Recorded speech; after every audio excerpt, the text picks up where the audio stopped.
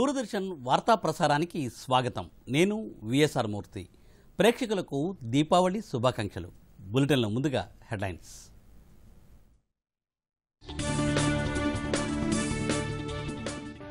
విస్తరణవాద శక్తులతో పోరాటం చేసే విషయంలో భారత్కు స్పష్టమైన వ్యూహం ఉందన్న ప్రధాని, 130 కోట్ల భారతీయుల అభిమానం, ప్రేమ, ఆశీస్సులతో సైనికుల చెంతకు వచ్చానని మోదీ ఉపాచ. రాజస్థాన్లోని జైసాల్మేర్లో సైనికులతో దీపావళి జరుపుకున్న ప్రధాని, భారత సహనం పరీక్షిస్తే మూల్యం తప్పదంటూ హెచ్చరిక. దేశవ్యాప్తంగా ఘనంగా దీపావళి వేడుకలు.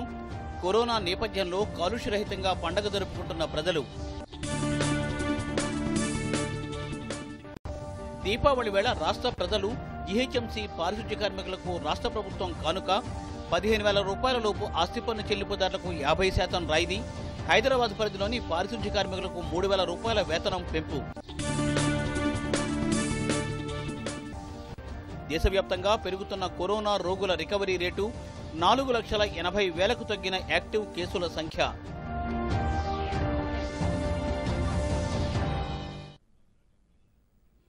ఇక వివరాలు చూసినట్లయితే, విస్తరణవాద శక్తులతో పోరాటం చేసే విషయంలో భారత్కు స్పష్టమైన వ్యూహం ఉందని ప్రధానమంత్రి నరేంద్ర మోదీ స్పష్టం చేశారు. దీపావళి సందర్భంగా ఏటా జరుపుకున్నట్లే ఈ ఏడాది కూడా సైనికుల మధ్య వేడుకలు జరుపుకున్నారు. రాజస్థాన్లోని జైసాల్మేర్లో దీపావళి జరుపుకున్నారు. దేశ రక్షణ కోసం సైనికులు ప్రదర్శిస్తున్న ధైర్య సాహసాలకు కృతజ్ఞతలు చెప్పడానికి మాటలు సరిపోవడం లేదన్న ప్రధాని మోదీ, జవాన్ల కోసం స్వీట్లతో పాటు 130 కోట్ల మంది భారతీయుల ప్రేమ, అభిమానం, ఆశీస్సులు తీసుకువచ్చానంటూ వ్యాఖ్యానించారు. వివరాలు. 2014లో ప్రధానిగా బాధ్యతలు చేపట్టినప్పటి నుండి సైనికుల మధ్య దీపావళి వేడుకలు జరుపుకుంటున్న ప్రధాని నరేంద్ర మోదీ ఈ ఏడాది రాజస్థాన్లోని లోంగోవాలా పోస్ట్లో సరిహద్దు జవాన్లతో కలిసి దీపావళి వేడుకలలో పాల్గొన్నారు. యావత్ భారతీయుల తరఫున ఈ వేడుకల్లో పాల్గొంటున్నానంటూ ప్రధాని తెలిపారు. హిమాలయ పర్వతాల నుండి కొండకోనలు, ఇసుక ఎడారులలో పహారా కాస్తూ దేశ భద్రతలో భాగస్వాములయ్యారంటూ సైనికులను ప్రధాని కొనియాడారు. దేశ రక్షణలో నిరుపమానమైన తెగువ చూపిస్తున్న సైనికులతో దీపావళి పండుగ జరుపుకోవడాన్ని అదృష్టంగా భావిస్తున్నట్లు మోదీ తెలిపారు.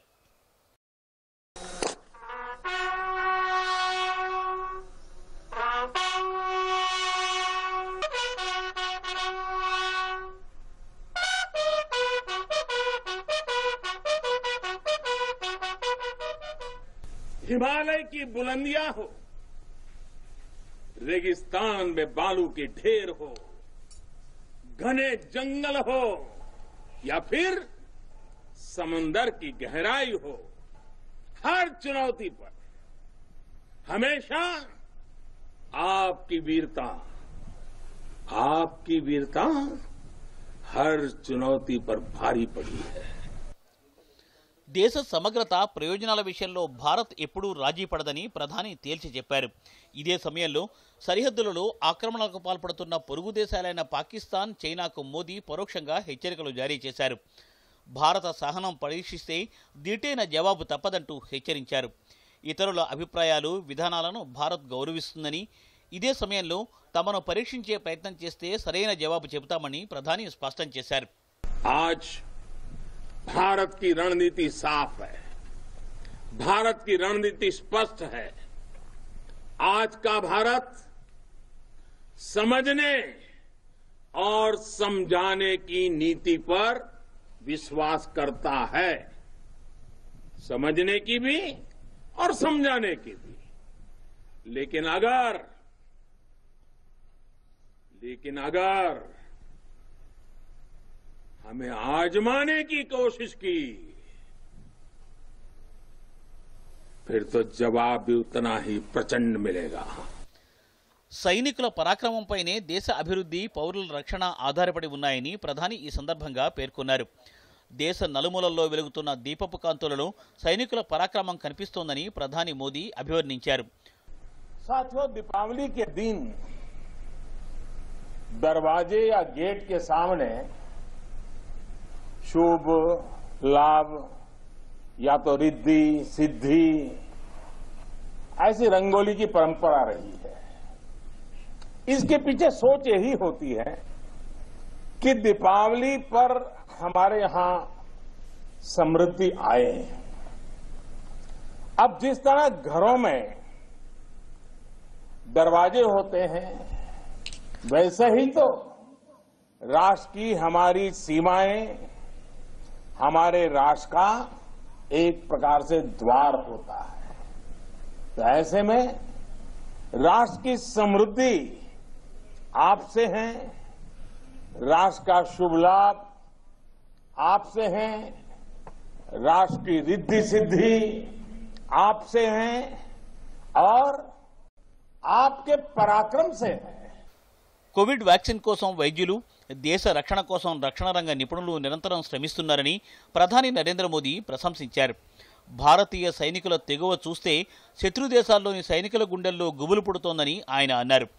కరోనా సమయంలో ఇతర దేశాల్లో చిక్కుకున్న భారతీయులను రప్పించడంలో భారత వైమానిక దళం చూపిన తెగువ వెలకట్టలేనిదని అన్నారు. ఇదే సమయంలో కరోనా వైరస్ నిరోధానికి అవసరమైన మాస్కుల నుండి పీపీఈ కిట్ల వరకు సైన్యమే దేశం నలుమూలలకు చేరవేసిందని అన్నారు. कोरोना काल में वैक्सीन बनाने का प्रयास कर रहे वैज्ञानिकों के साथ ही मिसाइलें बनाने वाले हमारे वैज्ञानिकों ने देश का ध्यान खींचा है। इस दौरान निरंतर खबरें आती रही कि आज इस मिसाइल का परीक्षण किया गया, आज उस मिसाइल की आधुनिक टेक्नोलॉजी डेवलप की गई। आप कल्पना कर सकते हैं कि बीते कुछ महीनों में ही देश की सामरिक ताकत कितनी ज्यादा बढ़ गई है. సైన్యంలో మహిళలకు కూడా చోటు కల్పించి ప్రోత్సహిస్తున్నామని ప్రధాని చెప్పారు. అగ్రస్థానంలో భారత్, తొలి స్థానంలో భారతీయుడు అనే నినాదం నేల నాలుగు వైపులా విస్తరించడం వెనుక సైనిక శక్తిదే కీలక పాత్ర అంటూ ప్రధానమంత్రి మోదీ కొనియాడారు. आत्मविश्वास को बढ़ाने के लिए बेटियों की भूमिका को विस्तार दिया जा रहा है. आज जिस प्रकार दूसरे क्षेत्रों में महिलाओं को आगे बढ़ने के लिए प्रोत्साहित किया जा रहा है, उसी तरह हमारे सुरक्षा तंत्र में भी विमेन पावर की भूमिका को और व्यापक किया जा रहा है. आज वायुसेना और नौसेना में महिलाओं को कॉम्बैट रोल दिए जा रहे हैं. मिलिट्री पुलिस में भी बेटियों की भर्ती की जा रही है. Bureau report, Doordarshan news. Deepavali సందర్భంగా రాష్ట్రపతి రామ్నాథ్ కోవింద్, ఉపరాష్ట్రపతి వెంకయ్యనాయుడు దేశ ప్రజలకు శుభాకాంక్షలు తెలిపారు. పండుగను కోవిడ్-19 నిబంధనలు పాటిస్తూ జరుపుకోవాలని వారు సూచించారు.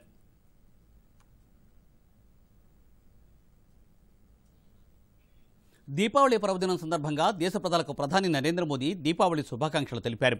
అందరి జీవితాలలో ఆనందం వెల్లివిరియాలని ఆకాంక్షించారు. అందరికీ దీపావళి శుభాకాంక్షలు.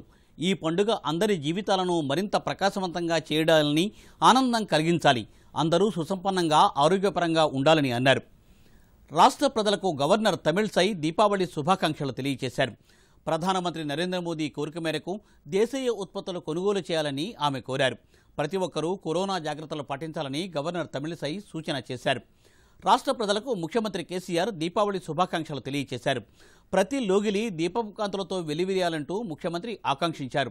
అన్నదాతల కళ్లల్లో ఆనందాలు వెల్లివిరియాలన్న కేసీఆర్ అజ్ఞాన అంధకారాలు తొలగించే విజ్ఞానపు వెలుగును దీపావళి ప్రసాదించాలంటూ తమ సందేశంలో పేర్కొన్నారు. దీపావళి పండుగ ప్రజలందరి జీవితాలలో వెలుగులు నింపాలని రాష్ట్ర ఆబ్కారీ, క్రీడలు, పర్యాటక, సాంస్కృతిక శాఖ మంత్రి శ్రీనివాస్ గౌడ్ ఆకాంక్షించారు. దేశ ప్రజలకు ఉపరాష్ట్రపతి ఎం వెంకయ్యనాయుడు దీపావళి శుభాకాంక్షలు తెలియజేశారు.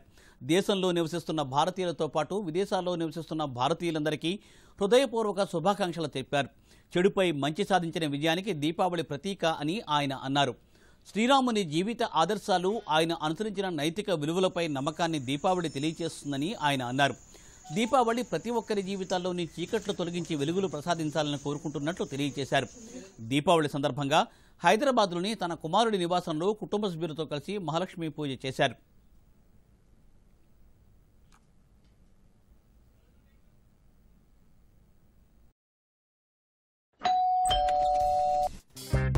గిఫ్ట్ వచ్చింది. వారే వా, లెజెండ్ బ్యాట్ ఇది. దీంతో నేను ఆడతాను. అరే ఫ్యూచర్ బ్యాటింగ్ లెజెండ్ ని నేను. దీని మీద ఎవరి పేరు రాసుంటే బ్యాట్ వాళ్ళకే దొరుకుతుంది. అరే యార్, చూసారా, దీని మీద నా పేరు రాసుండకపోతే ఎంత గొడవ అయిపోయేదో. అందుకే ఆర్బీఐ ఉంటుంది, బ్యాంక్ అకౌంట్ అయినా బ్యాంక్ లాకర్ అయినా మీరు కూడబెట్టిన డబ్బు మీరు నిర్ణయించిన వారికి అందేందుకు అందులో నామినీ పేరు తప్పకుండా నమోదు చేయండి. ఆర్బీఐ అంటుంది, విషయాలు తెలుసుకోండి, జాగరూకంగా ఉండండి. గాలి నాణ్యత ఓ మోస్తరు అంతకంటే తక్కువగా ఉన్న ప్రాంతాలలో హైదరాబాద్, నల్గొండ, పటాన్చెరు, సంగారెడ్డి తదితర ప్రాంతాలలో 2 గంటల పాటు హరిత టపాసులు వినియోగించుకోవచ్చునని, మిగిలిన ప్రాంతాలలో నిషేధం, నియంత్రణ అన్నది ఐచ్ఛికమేనని సుప్రీంకోర్టు స్పష్టం చేసింది. రాష్ట్ర వ్యాప్తంగా బాణసంచా వినియోగం నిషేధించాలంటూ తెలంగాణ ప్రభుత్వానికి హైకోర్టు గురువారం ఆదేశాలు ఇవ్వడంతో వాటిని సవాల్ చేస్తూ Telangana fireworks dealers association సుప్రీంకోర్టును ఆశ్రయించింది. తాము భారీ మొత్తాలు వెచ్చించి బాణసంచా కొనుగోలు చేసి ఉంచుకున్నామని, పండుగ ముందు రోజు నిషేధం ఉత్తర్వులు జారీ చేస్తే తీవ్రంగా నష్టపోతామని పిటిషన్లో పేర్కొన్నారు. జస్టిస్ ఏఎం ఖనిల్కర్, జస్టిస్ సంజీవ్ ఖన్నాలతో కూడిన ద్విసభ్య ధర్మాసనం ఈ వాద్యాన్ని విచారించింది. బాణసంచా వినియోగంపై నవంబర్ 9న ఎన్జీటీ ఇచ్చిన ఉత్తర్వులు పాటించాలని సూచించింది. వాటి ఆధారంగా బాణసంచా నిషేధం, వినియోగం విషయంలో రాష్ట్ర ప్రభుత్వం నిర్ణయం తీసుకోవాలని ఆదేశించింది. కేసు తదుపరి విచారణను నవంబర్ 16కు వాయిదా వేసింది. దీపావళి రోజున రాష్ట్రంలోని పట్టణ ప్రజలతో పాటు జీహెచ్ఎంసీ పరిధిలోని పారిశుధ్య కార్మికులకు రాష్ట్ర ప్రభుత్వం తీపి కబురు చెప్పింది. 2020-21 సంవత్సరానికి హైదరాబాద్ మహానగర పాలక సంస్థ పరిధిలో 15,000 వరకు ఆస్తి పన్ను చెల్లించే గృహ యజమానులకు 50% రాయితీని, రాష్ట్రంలోని మిగిలిన పట్టణాలలో 10,000 వరకు ఆస్తి పన్ను చెల్లించే వారికి 50% రాయితీ ఇస్తున్నట్లు ప్రకటించింది. ఇప్పటికే ఆస్తి పన్ను చెల్లించిన వారికి వచ్చే ఏడాది చెల్లించాల్సిన మొత్తంలో మినహాయింపు ఇవ్వనున్నట్లు రాష్ట్ర ఐటీ, మున్సిపల్ శాఖ మంత్రి కేటీఆర్ తెలిపారు. దీని ద్వారా రాష్ట్రంలోని 31,40,000 కుటుంబాలకు 326,48 లక్షల రూపాయల మేర లబ్ధి చేకూరుతుందని ఆయన వివరించారు. ఇదే సమయంలో జీహెచ్ఎంసీ పారిశుధ్య కార్మికుల వేతనం 14,500 నుండి 17,500కు పెంచుతున్నట్లు మంత్రి ప్రకటించారు. దసరా, దీపావళి వేళ ప్రజలు సంతోషంగా ఉండాలని సీఎం కేసీఆర్ ఆకాంక్షించారని కేటీఆర్ తెలిపారు.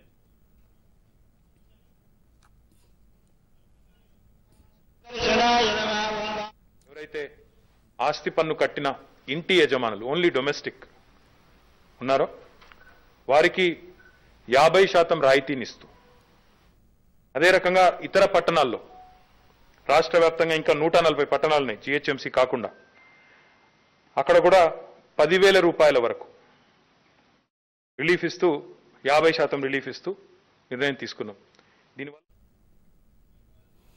రాష్ట్రంలో వరద సాయం అందని వారు మీ సేవా కేంద్రాల ద్వారా మరోసారి దరఖాస్తు చేసుకోవచ్చునని రాష్ట్ర పురపాలక, ఐటీ శాఖ మంత్రి కేటీఆర్ తెలిపారు. రాష్ట్ర వ్యాప్తంగా ఇప్పటి వరకు వరద సాయం కింద 4,75,871 కుటుంబాలకు 475 కోట్ల రూపాయలు పంపిణీ చేసినట్టు చెప్పారు.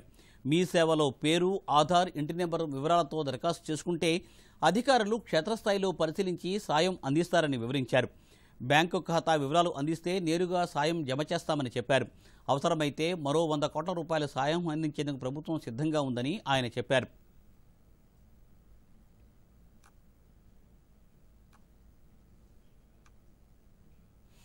రాష్ట్ర ఆబ్కారీ, క్రీడలు, పర్యాటక, సాంస్కృతిక శాఖ మంత్రి వి. శ్రీనివాస్ గౌడ్తో ప్రముఖ క్రీడాకారులు గగన్ నారంగ్, ముఖేష్ కుమార్ సమావేశమయ్యారు. హైదరాబాద్ గచ్చిబౌలిలోని గగన్ నారంగ్ అకాడమీలో 20 మంది యువ క్రీడాకారులకు సొంతంగా స్పాన్సర్షిప్ను అందించి అంతర్జాతీయ స్థాయి శిక్షణ ఇస్తున్నట్లు మంత్రికి తెలియజేశారు. షూటింగ్ అకాడమీకి ప్రభుత్వం నుండి సహకారం అందించాలని గగన్ నారంగ్ మంత్రి శ్రీనివాస్ గౌడ్ను కోరారు. ఇందుకు సానుకూలంగా స్పందించిన మంత్రి తమ ప్రభుత్వం క్రీడల అభివృద్ధి కృషి చేస్తోందని, త్వరలోనే గగన్ నారంగ్ అకాడమీని సందర్శిస్తామంటూ హామీ ఇచ్చారు. క్రీడాశాఖ ఉన్నతాధికారులతో సమీక్ష నిర్వహించి అకాడమీ అభివృద్ధికి తీసుకోవాల్సిన చర్యలను సీఎం కేసీఆర్ దృష్టికి తీసుకెళ్తామని చెప్పారు. వ్యవసాయేతర భూముల రిజిస్ట్రేషన్పై రాష్ట్ర ముఖ్యమంత్రి కేసీఆర్ ఆదివారం సమీక్షా సమావేశం నిర్వహించనున్నారు. వ్యవసాయేతర భూముల రిజిస్ట్రేషన్ ఎప్పటి నుండి ప్రారంభించాలి, వీలైనంత త్వరగా ప్రారంభించడానికి ఏం చేయాలి అనే విషయాలు చర్చించడానికి ముఖ్యమంత్రి కేసీఆర్ ఈ ఆదివారం ఉదయం 11 గంటలకు ప్రగతి భవన్లో ఉన్నతస్థాయి సమీక్ష నిర్వహించనున్నారు. ఈ సమావేశంలో సిఎస్, రెవెన్యూ, రిజిస్ట్రేషన్ శాఖల ఉన్నతాధికారులు పాల్గొంటారు. కాగా ధరణి పోర్టల్ ద్వారా వ్యవసాయేతర భూముల రిజిస్ట్రేషన్ ప్రక్రియను వీలైనంత త్వరలో ప్రారంభించాలని ముఖ్యమంత్రి కేసీఆర్ నిర్ణయించారు.